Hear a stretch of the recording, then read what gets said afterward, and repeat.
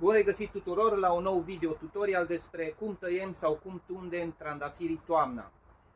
Vreau să vă spun că eu prefer să-i tund primăvara pentru că plantele rămân mai viguroase, mai puternice dacă nu le tundem în toamnă. Poate să fie o toamnă lungă și să fie restimulate să deschidă mugurii și nu este bine. Am să vă arăt acum câteva exemple cum se taie și când se taie. Nu tăiem niciodată când frunzele sunt încă verzi. Așteptăm ca planta să retragă elementele esențiale care se află în frunze, să se retragă în lăstari și în rădăcini. Dacă le tăiem înainte să cadă frunzele singure, fiind o toamnă lungă, e posibil să repornească. Am tăiat acest trandafir intenționat acum 3 săptămâni ca să vedeți ce se întâmplă dacă plantele sunt încă în vegetație. Deci sunt restimulate să repornească, deschid mugurii, acești muguri odată cu venirea înghețului se vor arde și vom pierde acești muguri din această zonă. Odată ce am pierdut acest mugure, nu va mai deschide niciun alt mugure. Deci dacă este o toamnă lungă și plantele sunt încă verzi, încă în vegetație, nu le tăiem, așteptăm până în primăvară. Chiar dacă va veni zăpada și înghețul, nu se vor rupe cu ușurință. Avem grijă să nu aruncăm zăpada când curățăm aleele și trotuarele, să nu aruncăm chiar pe trandafirii noștri. Dacă nu avem alte opțiuni, după ce a venit primul îngheț, după ce frunzele încep să se usuce, să cadă, putem să tăiem. După ce frunzele au căzut, putem să facem liniștiți tăierile de toamnă. Eu aș prefera toamna târziu, chiar la începutul iernii, să facem această operație. Eu personal le fac în primăvară, eventual dacă ramurile sunt foarte lungi, le scurtez puțin, le scurtez undeva la jumătate, apoi în primăvară se pot face tăieturile definitive. Dar cum vă spuneam, le fac o dată și bine în primăvară și nu am probleme. Eu las întotdeauna 20, 30, maxim 40 de centimetri sau numărăm 3-4 internozi. 3-4 internozi, porțiunile dintre un nod și celălalt este un internod. Le lăsăm 3-4 internozi cu o farfecă ascuțită. Tăiem totdeauna în partea opusă a mugurelui, deci tăietura să fie oblică în partea opusă, apa și umiditatea să nu ajungă imediat pe mugure, în felul acesta.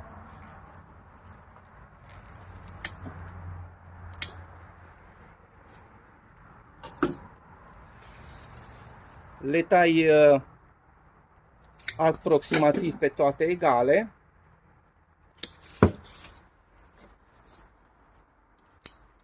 Dacă avem o bucată de acest fel, vedeți, un veu de acest fel, acesta se poate elimina. Ramurile mai subțiri, eu prefer totdeauna să le elimin pentru că nu vor face mare lucru în primăvară. Dau mai multă forță pe cele care sunt deja puternice. Aici am un alt exemplu. Vedeți, aceste ramuri care sunt subțiri, eu le elimin direct de la bază.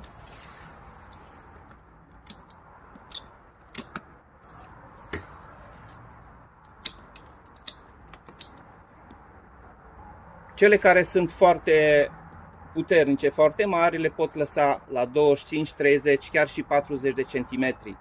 Deci totdeauna tăietura în partea cealaltă a mugurului, protejăm mugurile pe cât posibil.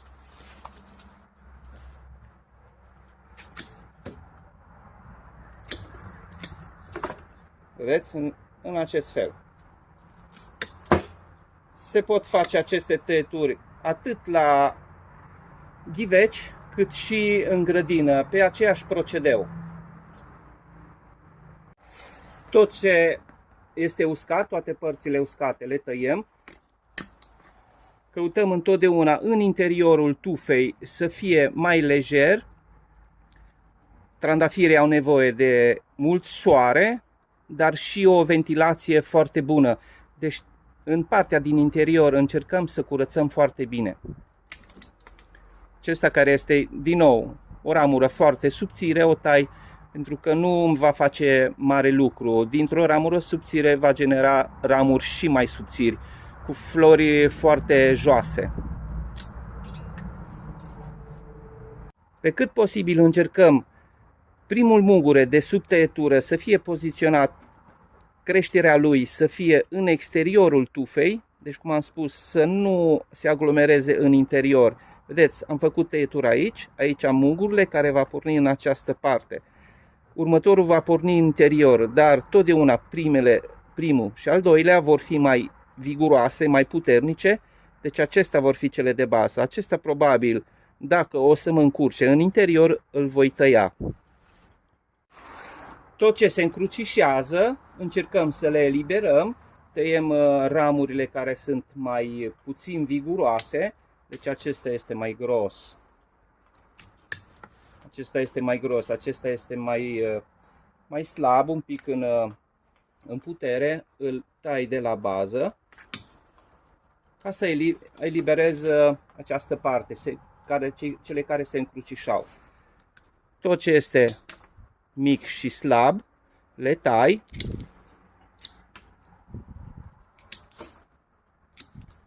Vedeți această subțire care merge înspre interior. Nu am nevoie de a o elimin. Aici țin, la această parte, țin imediat sub cele două ramuri subțiri.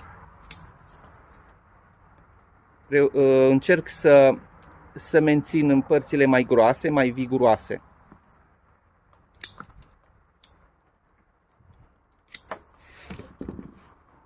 La trandafirii remontanți nu este atât de important cum tăiem. Important este să nu tăiem mai jos de 25-30 de centimetri, dăm o formă regulară, le tăiem cât de cât să devină o coroană compactă, bogată. În interior căutăm să nu lăsăm ramuri, tăiem tot ce este uscat.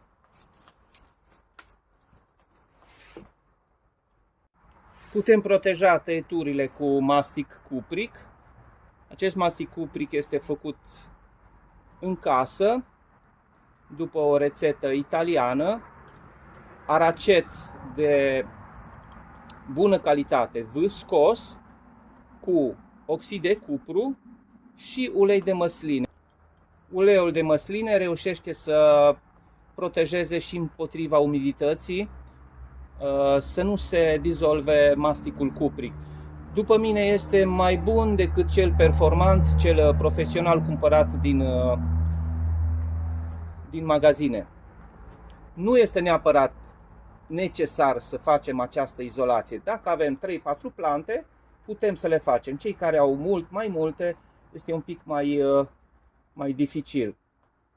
Vreau să vă spun că este un ajutor în plus pentru plante. Cu lăstarii pe care i-am tăiat, putem obține butași, putem să butășim aceste părți. Ne alegem 3, 4, 5 internozi în funcție și de recipientele pe care le folosim. Le tăiem deci la dimensiunile care avem nevoie.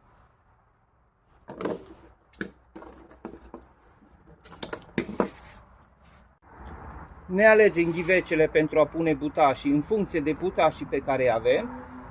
La butași mai lungi folosim ghivece, pahare mai mari.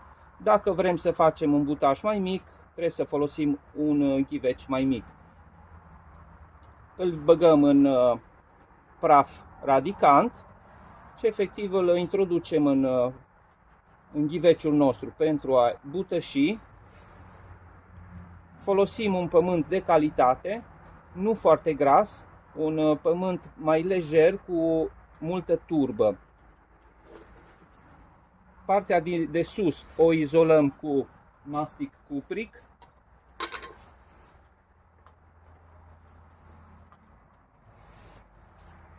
Tăietura o izolăm cu mastic cupric. Să limităm dezhidratarea. Putem acoperi cu un PET dacă vrem să menținem mai multă umiditate, cu toate că acum, mergând către toamnă târziu, iarnă, umiditatea este mai ridicată în aer. Nu le lăsăm afară în ger, că pot să ne strice rădăcinile care vor începe să se formeze.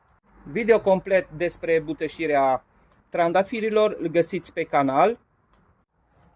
Vă doresc o zi bună și spor!